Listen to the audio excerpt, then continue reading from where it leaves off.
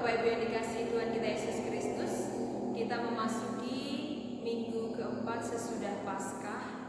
Dan hari ini mari kita bersama-sama sebelum kita mendengarkan kebenaran firman Tuhan, mari kita satu di dalam doa meminta bimbingan Roh Kudus. Mari kita berdoa.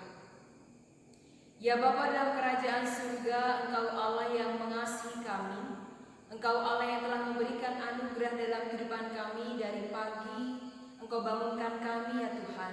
Dan hari ini kami boleh menikmati hari yang indah bersama dengan kami, keluarga kami, di rumah kami. Dan saat ini ya Tuhan, kami hendak mendengarkan kebenaran firman-Mu.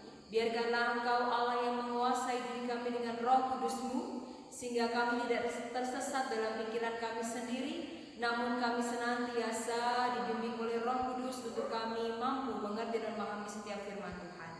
Ya Bapa dalam kerajaan surga, berfirmanlah ya Tuhan, karena kami saat ini siap untuk mendengarkannya. Di dalam nama Tuhan Yesus Kristus kami telah berdoa dan mengucap syukur. Amin.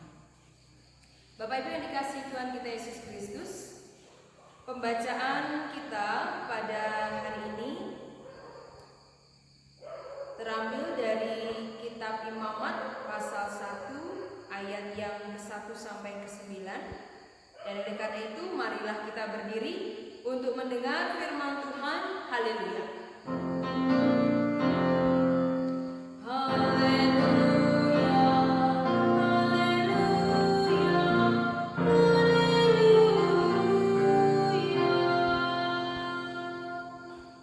Pembacaan firman pada hari ini terambil dari kitab Imamat pasal 1 ayat yang pertama sampai yang ke-9, yang menyatakan, korban bakaran.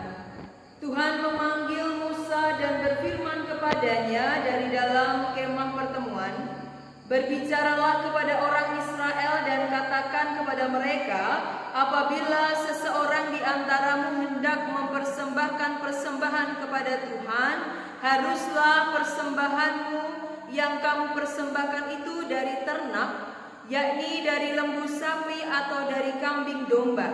Jikalau persembahannya merupakan korban bakaran dari lembu, haruslah ia mempersembahkan seekor jantan yang tidak bercela. Ia harus membawanya ke pintu kemah pertemuan supaya Tuhan berkenan akan dia. Lalu ia harus meletakkan tangannya ke atas kepala korban bakaran itu, sehingga baginya persembahan itu diperkenan untuk mengadakan pendamaian baginya. Kemudian haruslah ia menyembelih lembu itu di hadapan Tuhan. Dan anak-anak Harun, imam-imam itu harus mempersembahkan darah lembu itu dan menyiramkannya pada sekeliling mezbah yang di depan pintu kemah pertemuan. Kemudian haruslah ia menguliti korban bakaran itu dan memotong-motongnya menurut bagian-bagian tertentu. Anak-anak imam Harun haruslah menaruh api di atas mezbah dan menyusun kayu di atas api itu. Dan mereka harus mengatur potongan-potongan korban itu dan kepala serta lemaknya di atas kayu yang sedang menyala di atas mezbah. Tetapi isi perutnya dan betisnya haruslah dibasuh dengan air, dan seluruhnya itu harus dibakar oleh imam di atas mezbah sebagai korban bakaran, sebagai korban api-apian yang baunya menyenangkan bagi Tuhan. Demikianlah pembacaan firman Tuhan. Hendaklah firman-Nya diam dengan segala kekayaannya di antara kamu, dan ucaplah syukur kepada Allah.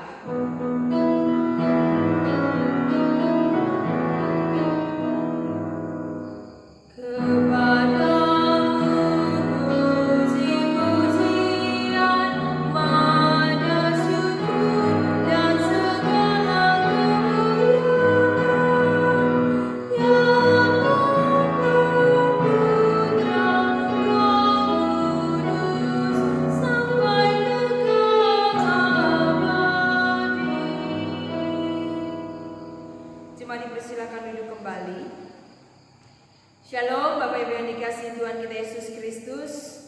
Pada hari ini kita memasuki minggu keempat sesudah Paskah, di mana kitab Imamat ingin menjelaskan dalam kehidupan kita bahwa kita perlu ketahui kitab Imamat sendiri berisikan aturan-aturan tentang hal-hal yang berhubungan dengan ibadah dan cara hidup umat Israel di hadapan Tuhan. Salah satu aturan yang menonjol adalah tentang kurban. Kurban yang diberikan itu antara lain kurban bakaran, kurban sajian, kurban pendamaian, dan juga kurban penghapus dosa. Dan kurban penebusan salah, dan aturan-aturan ini mengatur dengan detail mengenai bentuk kurban, waktu mempersembahkan kurban, dan hal-hal lainnya. Imamat pasalnya yang pertama berbicara tentang kurban bakaran. Ada aturan-aturan yang berlaku umum, tetapi ada juga yang berlaku khusus. Dan aturan-aturan ini berlaku untuk semua umat Israel. Aturan-aturan ini juga dibuat dengan detail agar memungkinkan umat Israel dengan berbagai kemampuan ekonominya dapat tetap mempersembahkan korban kepada Tuhan. Dan pemahaman tentang kurban ini sudah berkembang dari ide tentang kurban sebagai hadiah untuk yang ilahi, menjadi kurban sebagai pengakuan terhadap anugerah Allah. Bapak Ibu yang dikasihi Tuhan kita Yesus Kristus, kita bersama-sama bisa melihatnya dalam ayat yang pertama di teks ini, mau memberikan gambaran yang umum berlaku dalam tradisi bahwa aturan ini diberikan pertama-tama kepada Musa, di mana karena itu kitab Imamat sering disebut sebagai bagian dari kitab Musa, dan aturan ini disampaikan secara lisan kepada Musa. Dan berbeda dengan kisah 10 hukum yang sudah tertulis di 2 log batu. Ayat yang kedua menjadi bagian awal dari aturan pemberian kurban. Aturan ini tampaknya berlaku umum pada semua aturan kurban. Jadi tidak terbatas hanya pada kurban bakaran yang dibahas dalam pasal 1 ini. Tetapi aturan yang pertama ini menjelaskan tentang apa yang seharusnya dibawa umat ketika mereka ingin mempersembahkan kurban kepada Tuhan. Meskipun ingin mempersembahkan kurban kepada Tuhan dengan hal yang sekecil apapun, namun ketika dia memberikannya dengan ketulusan hatinya, maka persembahan itu benar-benar diterima dan dikehendaki oleh Tuhan. Di sini persembahan yang diinginkan Tuhan haruslah ternak berupa lembu, sapi, dan kambing domba.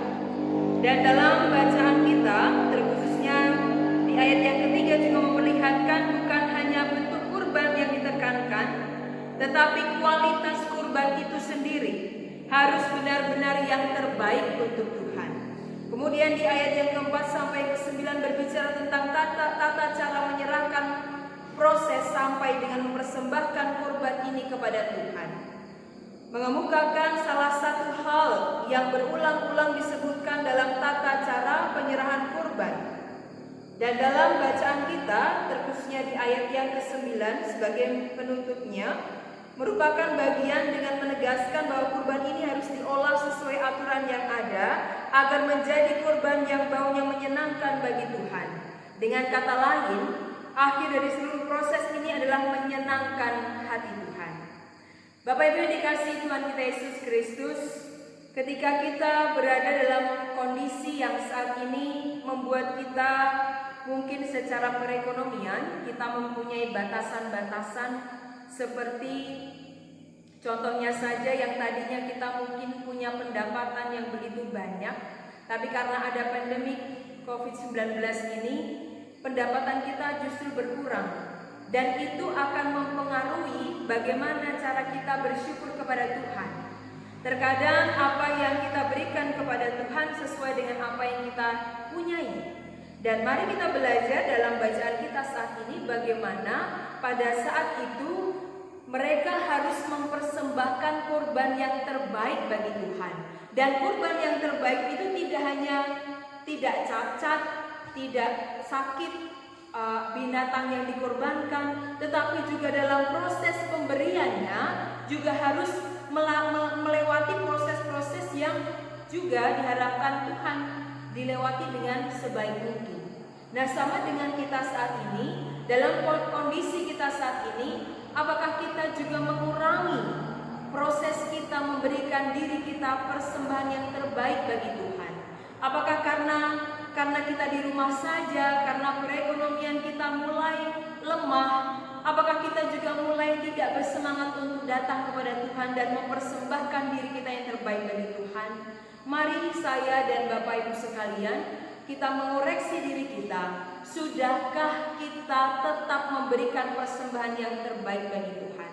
Meskipun segala sesuatu yang kita rasakan saat ini begitu sulit, begitu susah, bahkan ketika kita mengingat perekonomian kehidupan rumah tangga kita, rasanya kok tidak cukup kalau kita yang mempersembahkan bagi Tuhan, yang memberikan persepuluhan, bahkan juga memberikan persembahan-persembahan yang harus kita berikan kepada Tuhan. Dan dalam situasi yang pelik saat ini, kita diajar dan kita ditanya, apakah kita mampu memberikan persembahan yang terbaik bagi Tuhan? Ataukah justru kita mengurangi persembahan yang terbaik bagi Tuhan? Mari saya dan juga Bapak Ibu sama-sama mengoreksi diri kita bahwa ternyata Tuhan mau dalam kehidupan kita mempersembahkan yang terbaik. Ingat bahwa Tuhan tidak pernah meminta seluruh harta kita, namun Tuhan mau supaya kita memberikan hati kita. Dan hati kita, jiwa kita, diri kita, apa yang bisa kita berikan kepada Tuhan dengan ketulusan hati kita, disitulah Tuhan berkehendak akan persembahan yang kudus dalam diri kita.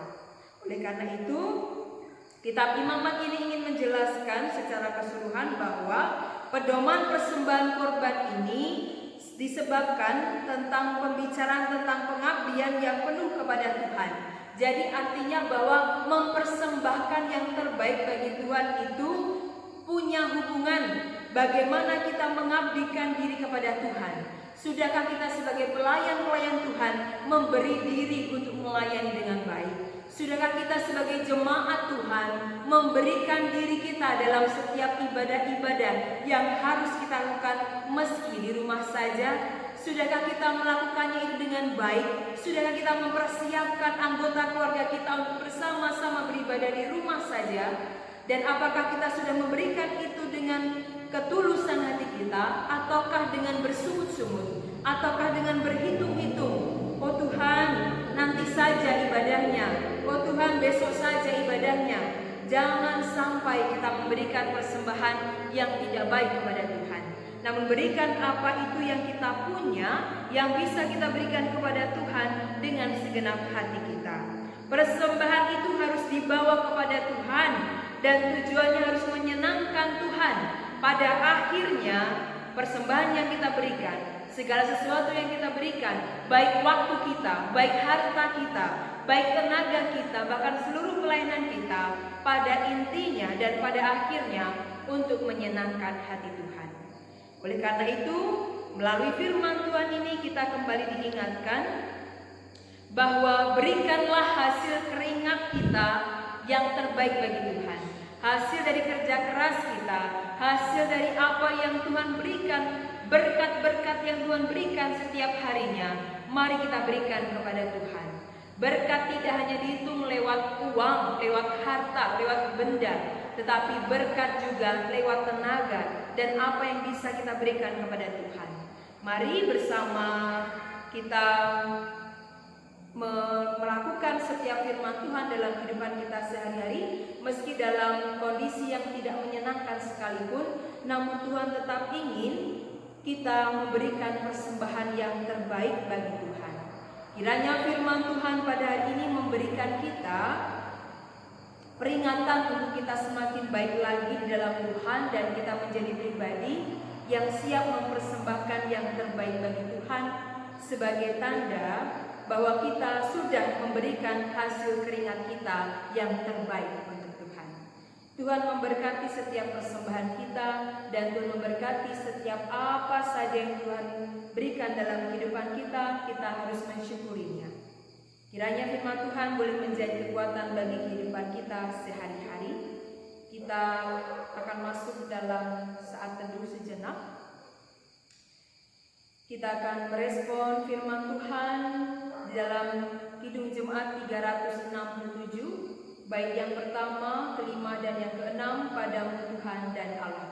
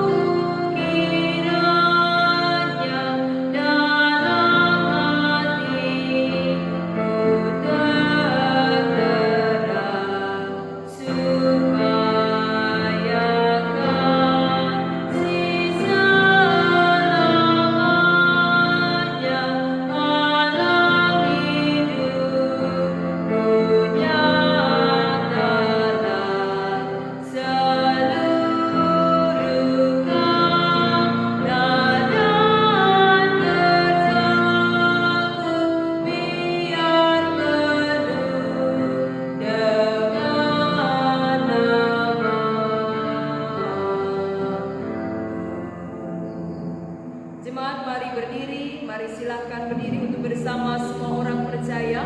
Di segala waktu dan tempat kita mengaku iman menurut pengakuan iman rasuli. Dengan hati dan mulut masing-masing orang berkata, aku percaya kepada Allah Bapa yang Maha Kuasa, Khalik langit dan bumi, dan kepada Yesus Kristus anaknya yang tunggal Tuhan kita, yang dikandung dari Roh Kudus, lahir dari darah Maria, yang menderita di bawah pemerintahan Pontius Pilatus, naik ke surga di sebelah kanan Allah, Bapa yang Maha Kuasa, yang akan datang dari sana untuk menghakimi orang yang hidup dan yang mati. Aku percaya kepada Roh Kudus, gereja yang kudus dan am, persekutuan orang kudus, pengampunan dosa, kebangkitan daging dan hidup yang kekal. Jemaat dipersilakan duduk kembali. Kita masuk dalam doa syafaat. Mari kita menyatukan hati kita dalam doa syafaat. Mari kita berdoa. Ya Bapa dalam kerajaan surga, kami sungguh bersyukur karena Engkau Allah yang telah menganugerahkan kehidupan yang baru dalam hidup kami saat ini. Kami boleh memuji memuliakan nama-Mu dan kami boleh mendengarkan kebenaran firman-Mu. Biarkanlah firman itu tidak berlalu begitu saja, namun boleh tinggal diam dalam diri kami, memampukan kami untuk kami melaksanakan tugas dan tanggung jawab kami sebagai anak-anak-Mu. Kami berdoa bagi pemerintah bangsa Indonesia dalam menghadapi wabah virus COVID-19, di mana mereka mengupayakan yang terbaik bagi warga Indonesia saat ini ya Tuhan. Engkau berkati dan lindungi mereka, berikan kekuatan kesehatan dalam kehidupan mereka. Kami juga berdoa bagi para tim medis, bahkan juga rumah sakit dan juga alat-alat yang digunakan untuk menyembuhkan pasien yang mereka rawat saat ini ya Tuhan. Tuhan berkati dan lindungi setiap dokter, perawat, bahkan siapapun yang juga ikut menangani pasien yang saat ini berada di rumah sakit. Bahkan setiap apa yang proses yang mereka lakukan, Tuhan berkati mereka, lindungi mereka, dan Tuhan tetap memberikan kekuatan dan kesehatan dalam tubuh mereka. Kami berdoa bagi para pasien yang positif COVID-19 dan yang dalam isolasi mandiri sekalipun. Tuhan, biarkanlah Engkau Allah yang melakukan mujizat-Mu dalam kehidupan mereka untuk memberikan mereka kesembuhan dan pemulihan, sehingga mereka boleh kembali ke rumah bersama keluarga mereka, dan juga mereka boleh melaksanakan apa yang menjadi tanggung jawab mereka. Bahkan juga Tuhan, kami yakin dan percaya Engkau Allah yang akan memberkati setiap keluarga mereka yang juga menanti untuk kesembuhan mereka masing-masing, ya Tuhan. Kami juga berdoa bagi keluarga yang saat ini sedang berduka, kehilangan sanak saudara, bahkan anak, suami, bahkan mungkin juga saudara-saudaranya yang juga harus meregang nyawa. Tuhan, tolong berkati setiap keluarga yang kehilangan dan yang saat ini sedang berduka. Tuhan, berikan kekuatan, penghiburan, kekuatan yang berasal daripada-Mu. Dan kami juga berdoa bagi para pendeta GPIB dan juga majelis sinode GPIB. Tuhan, berkati mereka satu persatu, ya Tuhan, dengan segala kemampuan dan tanggung jawab mereka masing-masing. Bahkan juga gereja kami, Tuhan juga akan memberkati setiap pelayanan dan juga keseluruhan, baik pendeta KMJ maupun juga PHMJ, bahkan seluruh majelis yang ada. Tuhan, berkati kami semua dengan kami di rumah saja, namun kami tetap melaksanakan pelayanan bagi jemaat kami, ya Tuhan. Kami juga berdoa bagi setiap keluarga kami yang saat ini berada di rumah. Tuhan, lindungi keluarga kami, ya Tuhan, baik suami, istri, anak-anak, orang tua kami. Tuhan, tolong lindungi mereka satu persatu. Bahkan juga anak-anak kami yang saat ini juga melaksanakan tugas mungkin sebagai dokter maupun perawat, dimanapun mereka ditempatkan. Tuhan, lindungi dan sertai mereka satu persatu. Ya Bapa dalam kerajaan surga, kami juga berdoa bagi setiap perekonomian kami, pekerjaan kami, dan seluruh pergumulan kami. Bahkan anak-anak kami yang saat ini juga tidak bersekolah, mereka harus berada di rumah saja. Tuhan, berikan kekuatan, kesehatan bagi mereka semua. Ya Bapa dalam kerajaan surga, kami menyerahkan setiap kehidupan kami dan seluruh kehidupan, bahkan juga apa yang Tuhan perkenankan untuk kami lakukan setiap harinya. Kami serahkan itu semua di dalam nama Tuhan Yesus Kristus. Dan kami menyerahkan syafaat kami ini hanya di hadirat-Mu saja, Tuhan. Ya Tuhan, dalam pengasihan-Mu kami mohon, peliharalah kami dalam kasih Yesus Kristus Tuhan dan Juru Selamat yang telah mengajar kami berdoa. Bapa kami yang di surga, dikuduskanlah nama-Mu, datanglah kerajaan-Mu, jadilah kehendak-Mu di bumi seperti di surga. Berilah kami pada hari ini makan kami secukupnya, dan ampunilah kami akan kesalahan kami, seperti kami juga mengampuni orang yang bersalah pada kami. Dan jangan bawa kami dalam cobaan,